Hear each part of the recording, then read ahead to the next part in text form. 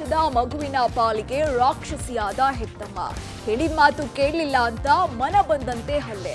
ಕರಾವಳಿಯಲ್ಲಿ ದೈವಸ್ಥಾನ ನೂತನ ಕಟ್ಟಡ ಧ್ವಂಸ ಮಾಡಿದ್ಯಾಕೆ? ಆದಿಚುಂಚನಗಿರಿ ಭೇಟಿ ಬಗ್ಗೆ ಸುಮಲತಾ ಹೇಳಿದ್ದೇನು? ಎಲ್ಲವನ್ನ ನೋಡೋಣ ಕರ್ನಾಟಕ ಟಾಪ್ 20ಯಲ್ಲಿ. ರಾಮೇಶ್ವರಂ ಕೆಫೆ ಬಾಂಬ್ ಸ್ಫೋಟ ಪ್ರಕರಣದ ಗಾಯಾಳುಗಳಿಗೆ ಬ್ರೂಕ್ಫೀಲ್ಡ್ ಆಸ್ಪತ್ರೆಯಲ್ಲಿ ಚಿಕಿತ್ಸೆಯನ್ನು ಮುಂದುವರಿಸಲಾಗಿದೆ. ಸ್ವರ್ಣಾಂಬ ಮತ್ತು ಫಾರೂಕ್ಗೆ ಚಿಕಿತ್ಸೆ ಮುಂದುವರಿಸಲಾಗಿದ್ದು, ಶ್ರೀರಾಮ ಸೇನೆಯ ಪ್ರಮೋದ್ ಮುತಾಲಿಕ್ ಆಸ್ಪತ್ರೆಗೆ ಭೇಟಿ ಕೊಟ್ಟು ಗಾಯಾಳುಗಳ ಆರೋಗ್ಯ ವಿಚಾರಿಸಿದ್ದಾರೆ. ಬಳಿಕ ಮಾತನಾಡಿ ಇದೊಂದು ಯೋಜಿತ ಕೃತ್ಯ ಅಂತ ಆರೋಪಿಸಿದ್ದಾರೆ. ಇನ್ನು ಗಾಯಾಳುಗಳ ಬಗ್ಗೆ ಬ್ರೂಕ್ಫೀಲ್ಡ್ ಆಸ್ಪತ್ರೆಯ ಎಂಡಿ ಡಾಕ್ಟರ್ ಪ್ರದೀಪ್ ಮಾಹಿತಿ ಕೊಟ್ಟಿದ್ದು, ಸ್ವರ್ಣಾಂಬ ಅವರಿಗೆ ಐಸಿಯುನಲ್ಲಿ ಚಿಕಿತ್ಸೆಯನ್ನು ಮುಂದುವರಿಸಿದ್ದೇವೆ. ಕಂಡೀಷನ್ ನೋಡಿಕೊಂಡು ನಾಳೆ ವಾರ್ಡ್ಗೆ ಶಿಫ್ಟ್ ಮಾಡ್ತೇವೆ. ಫಾರೂಕ್ ಆರೋಗ್ಯದಲ್ಲಿ ಚೇತರಿಕೆ ಕಂಡಿದೆ. ಈತನನ್ನ ಡಿಸ್ಚಾರ್ಜ್ ಮಾಡುವ ಬಗ್ಗೆ ನಾಳೆ ನಿರ್ಧಾರವನ್ನು ತೆಗೆದುಕೊಳ್ತೇವೆ. ಗಾಯಾಳುಗಳ ಕಡೆಯಿಂದ ಚಿಕಿತ್ಸಾ ವೆಚ್ಚವನ್ನು ಪಡಿತಾ ಇಲ್ಲ ಅಂತ ತಿಳಿಸಿದ್ದಾರೆ. ಓರಲ್ ಇಂಟಿಮೇಷನ್ ಬಂದಿದೆ. ಈ ಥರ ಅವ್ರಿಗೆ ಏನು ಮೆಡಿಕಲ್ ಖರ್ಚುಗಳು ಏನಿರುತ್ತೋ ಆ ಮೆಡಿಕಲ್ ಖರ್ಚುಗಳನ್ನ ನಾವು ಸರ್ಕಾರದಿಂದ ಕೊಡಿಸ್ತೀವಿ ಅನ್ನೋ ಒಂದು ಭರವಸೆ ಬಂದಿದೆ ನಮಗೆ. ಈಗ ಸದ್ಯಕ್ಕೆ ಪೇಷಂಟ್ ಫ್ಯಾಮಿಲಿಯಿಂದ ಯಾರ ಹತ್ರನೂ ಒಂದು ಪೈಸಾನು ಪೇಮೆಂಟ್ ಆಗ್ತಾ ಇಲ್ಲ. 2 ದಿನದ ಹಿಂದೆ ಬೆಂಗಳೂರಿನಲ್ಲಿ ಒಂದು ಹೋಟೆಲ್ನಲ್ಲಿ ನಡೆದಂಥ ಬಾಂಬ್ ಬ್ಲಾಸ್ಟವನ್ನು ಶ್ರೀರಾಮ್ ಸೇನೆ ಸಂಘಟನೆ ನಾವು ಖಂಡಿಸ್ತಾ ಇದ್ದೀವಿ. ಯೋಜಿತ ಕೃತ್ಯ ಇದು.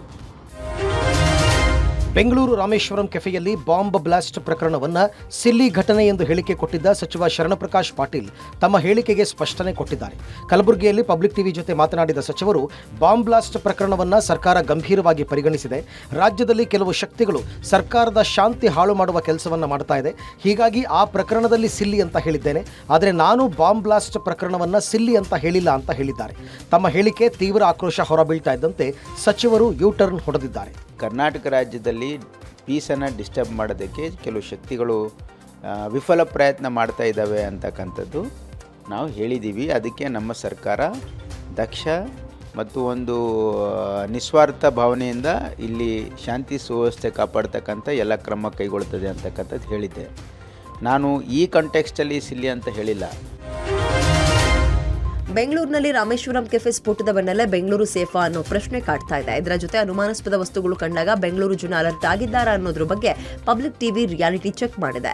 ಮೆಜೆಸ್ಟಿಕ್ ಬಸ್ ನಿಲ್ದಾಣದಲ್ಲಿ ಅನುಮಾನಾಸ್ಪದ ಬ್ಯಾಗ್ ತಂದಿಟ್ಟ ಕೆಲವೇ ನಿಮಿಷದಲ್ಲಿ ಜನ ಪ್ರಶ್ನೆ ಮಾಡಿದ್ರು.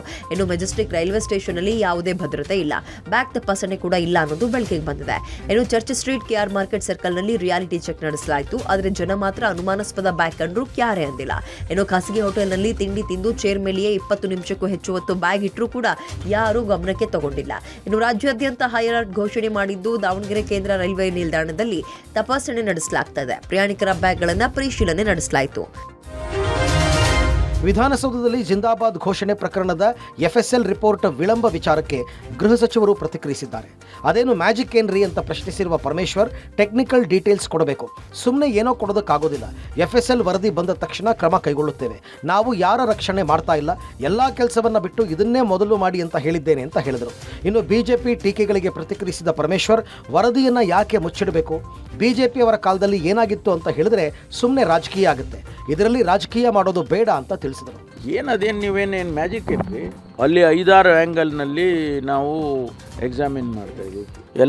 ಎಲ್ಲವನ್ನು ಮಾಡಿ ಕಡೆಗೆ ಅಂತಿಮವಾಗಿ ಒಂದು ರಿಪೋರ್ಟ್ ಕೊಡ್ತಾರೆ. ಪಾಕಿಸ್ತಾನ್ ಜಿಂದಾಬಾದ್ ಅಂತ ಅವನು ಒಂದು ವೇಳೆ ಹೇಳಿದಾನೆ ಅಂದರೆ ಅವನನ್ನು ಬಿಡ್ತೀವ ನಾವು? ಬೆಂಗಳೂರಿನಲ್ಲಿ ಕುಡಿಯೋ ನೀರಿನ ಸಮಸ್ಯೆ ದಿನದಿಂದ ದಿನಕ್ಕೆ ಹೆಚ್ಚಾಗ್ತಾ ಇದೆ. ಇದೇ ಹೊತ್ತಲ್ಲಿ ನೀರಿಗೆ ಕನ್ನ ಹಾಕೋರೆ ಜಾಸ್ತಿ ಆಗ್ತಿದ್ದಾರೆ. ಜಲಮಂಡಳಿಯ ಬೋರ್ವೆಲ್ ನೀರಿಗೆ ಕನ್ನ ಹಾಕಿ ಖಾಸಗಿ ವ್ಯಕ್ತಿಗಳ ಮನೆಗೆ ಡೈರೆಕ್ಟ್ ನೀರಿನ ಸಂಪರ್ಕ ಕೊಡಲಾಗಿದೆ. ವಿಜಯನಗರ ಕ್ಷೇತ್ರದ ಗಾಳಿ ಆಂಜನೇಯ ದೇವಸ್ಥಾನ ವಾರ್ಡ್, ಬ್ಯಾಟರಾಯನಪುರ ಹೊಸ ಬಡಾವಣೆ ವಾರ್ಡ್ನಲ್ಲಿ ನೀರಿನ ಅಕ್ರಮ ಸಂಪರ್ಕ ಪಡೆಯಲಾಗಿದೆ. ಈ ಹಿನ್ನೆಲೆ ಏರಿಯಾದ ಸಾರ್ವಜನಿಕರಿಗೆ ನೀರು ಸಿಗದಂತಾಗಿದೆ. ಸಾರ್ವಜನಿಕರಿಗೆ ನೀರು ಹಿಡಿದುಕೊಳ್ಳೋಕೆ ಟ್ಯಾಂಕ್ ನಿರ್ಮಾಣ ಮಾಡಲಾಗಿದೆ. ಆದರೆ ಅದೇ ಟ್ಯಾಂಕರ್ನಿಂದಲೇ 10ಕ್ಕೂ ಹೆಚ್ಚು ಮನೆ ಮಾಲೀಕರು ನೇರವಾಗಿ ನೀರಿನ ಸಂಪರ್ಕ ಪಡೆದುಕೊಂಡಿದ್ದಾರೆ. ಇದು ಜಲಮಂಡಳಿ ನಿಯಮ ಉಲ್ಲಂಘನೆಯಾಗಿದೆ. ಇನ್ನು ಪಬ್ಲಿಕ್ ಟಿವಿ ವರದಿ ಬೆನ್ನಲ್ಲೇ ಅಕ್ರಮ ನೀರು ಸಂಪರ್ಕಕ್ಕೆ ಬ್ರೇಕ್ ಬಿದ್ದಿದೆ. ಜಲಮಂಡಳಿ ಅಧಿಕಾರಿಗಳು ಭೇಟಿ ಕೊಟ್ಟು ಅಕ್ರಮ ನೀರಿನ ಸಂಪರ್ಕ ಬಂದ್ ಮಾಡಿ ಅಕ್ರಮ ನೀರಿನ ಸಂಪರ್ಕ ಪಡೆದಿದ್ದ ಮನೆ ಮಾಲೀಕರಿಗೆ ವಾರ್ನಿಂಗ್ ಕೊಟ್ಟಿದ್ರೆ, ಅಕ್ರಮ ನೀರಿನ ಸಂಪರ್ಕ ಬಂದ್ ಹಿನ್ನೆಲೆ ಟ್ಯಾಂಕರ್ಗೆ ನೀರು ಬರ್ತಾ ಇದೆ. ಇದು ಪಬ್ಲಿಕ್ ಟಿವಿ ವರದಿಯ ಇಂಪ್ಯಾಕ್ಟ್ ಆಗಿದೆ. 1.5 ತಿಂಗಳಿಂದ ನೀರಿನ ಅನುಕೂಲ ಇರಲಿಲ್ಲ, ಸ್ಟಾಪ್ ಆಗಿತ್ತು. ಈಗ ನೀವು ಬಂದು ಈ ರಿಪೋರ್ಟ್ ಮಾಡಿದ ಮೇಲೆ ಈಗ ನಮಗೆ ನೀರು ಸಲೀಸಾಗಿ ಬರ್ತಾ ಇದೆ. ನೀವು ಅರೌಂಡ್ ಒಂದು ಕರೆಕ್ಟಾಗಿ 2-3 ಅವರ್ಸಲ್ಲೇ ಈ ನೀರಿನ ಸಮಸ್ಯೆನ ಬಗೆಹರಿಸಿದ್ದೀರ.